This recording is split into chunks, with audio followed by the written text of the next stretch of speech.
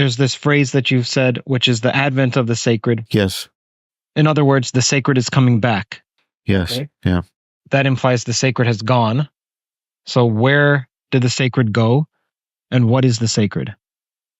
Well, maybe I'll answer the second question first, because it'll make it easier to explain where it went if we know what we're talking about.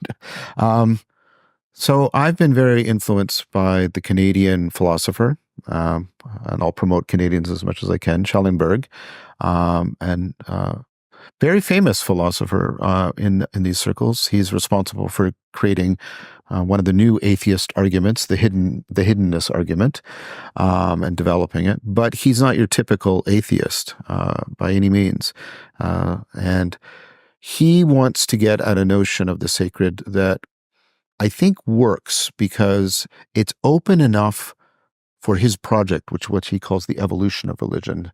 His central thesis is that we are actually, it's very plausible that we're very spiritually immature and our grasp on ultimate reality is very tenuous, and that we should not be making strong pronouncements about ultimate reality.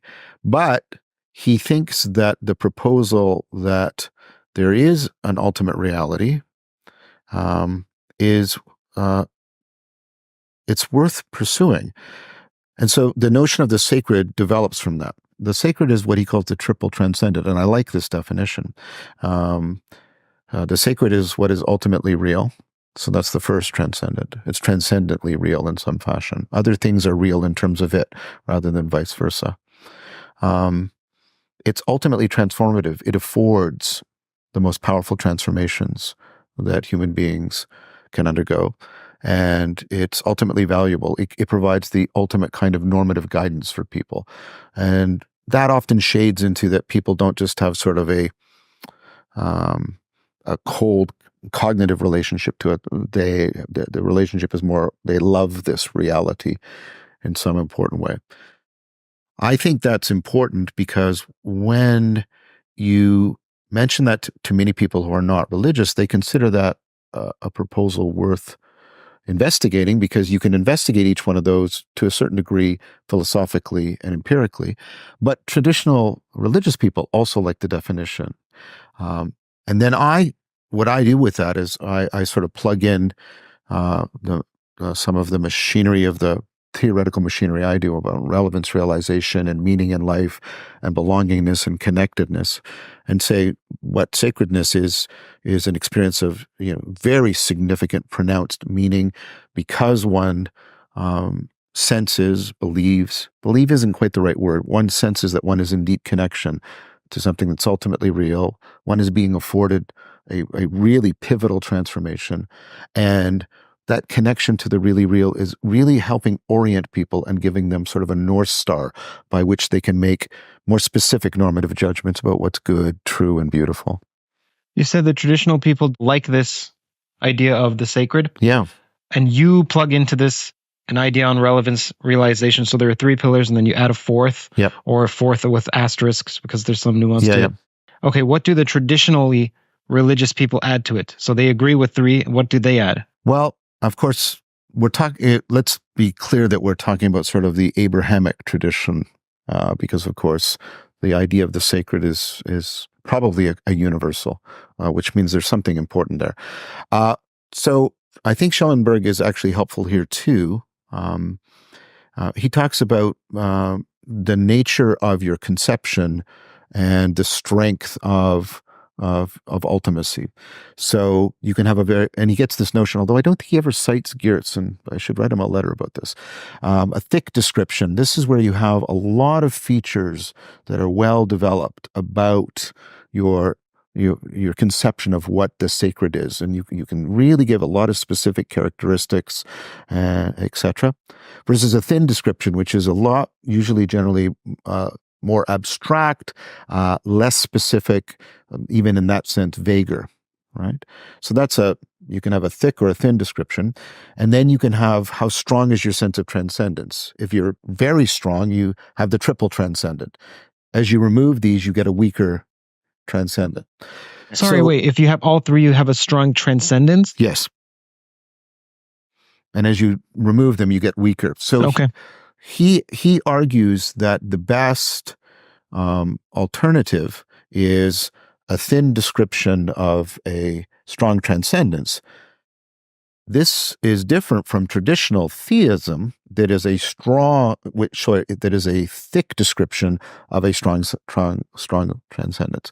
And then I would plug into where I think there are problems in that thick description. A lot of it, this is not universally the case, but a lot of the way in which traditional theism is taken up into sort of modern current Christianity, especially Protestant North American Christianity, although I think you can make a similar argument for Catholicism with Aquinas, is the idea of God as an Aristotelian substance. God is an existing individual thing to which properties belong, and God is the owner and the author of properties and actions. So it's a substance metaphysics, and it plugs into the idea that we get at reality with sort of the implicit logic within language, a subject-predicate logic. So you have substance and properties that match onto subject and predicate, and so you get God is therefore, let me make one more thing clear. Many people, when they hear the word substance, they still hear stuff.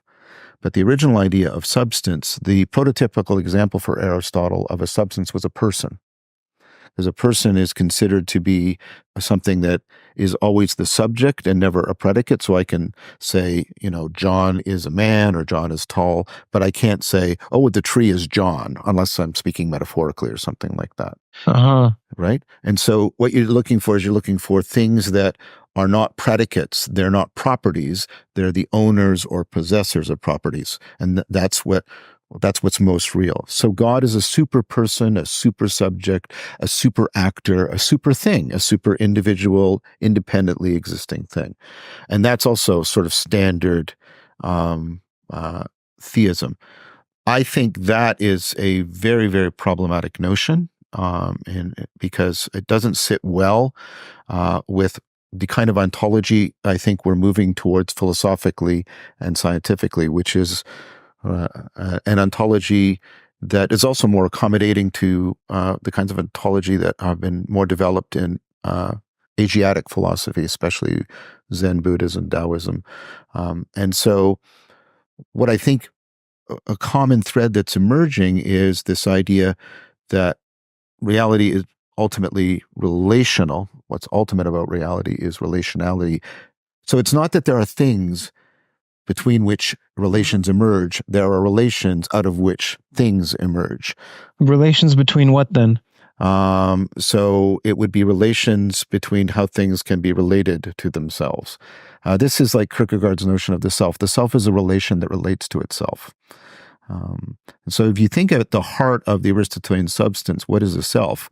You're very hard pressed to point to a thing that's bounded and limited and not in relation. Like, for example, we understand the self in terms of self-consciousness. Well, that's the self. The consciousness is somehow relating to itself. And by the way, notice the question you asked. I can equally ask you the other thing. How do you get relations out of things? Have you heard of Yonita's lemma? No. Okay, in category theory, this is the hallmark result in category theory, is that an object is specified by the totality of its relations, uniquely. Mm-hmm. So that is to say, if you were to give me the relations, I can give you the object. If you give me the object, I can give you the relations. But there's a dual relationship there. So you can speak about the object or you could speak about the relations. And this is why in category theory, you have a relation that's defined from one place to another. It's called morphisms. So whenever you're saying a relation, but you're saying, well, relations are fundamental, relations are defined in terms of their objects. But you can have objects without relations. You can? How? So you just have an object, but you don't specify its relations. Give me an example of an object. Like a real object or an abstract object. Either one. So you just have a set. A set of things, which is an inherently relational entity. Like an empty set. An empty of things. So you've got a relationship, because emptiness is not a thing. It's pointing to a relationship between existence and a lack thereof. The point I'm going to make is every time you try and explain something, you're going to fall back into intelligibility. And then intelligibility is a system of relations of identity and difference. If you enjoyed this toe clipping, then the full video is linked in the description. You should also sign up for Toe Mail, which is again in the description and the pinned comment. You'll receive immediate access to all exclusive updates from the Theories of Everything podcast. It also helps me communicate directly with the core toe community. You'll also receive my top 10 toes. Think of it as the intellectual version of Quentin Tarantino's Obsession.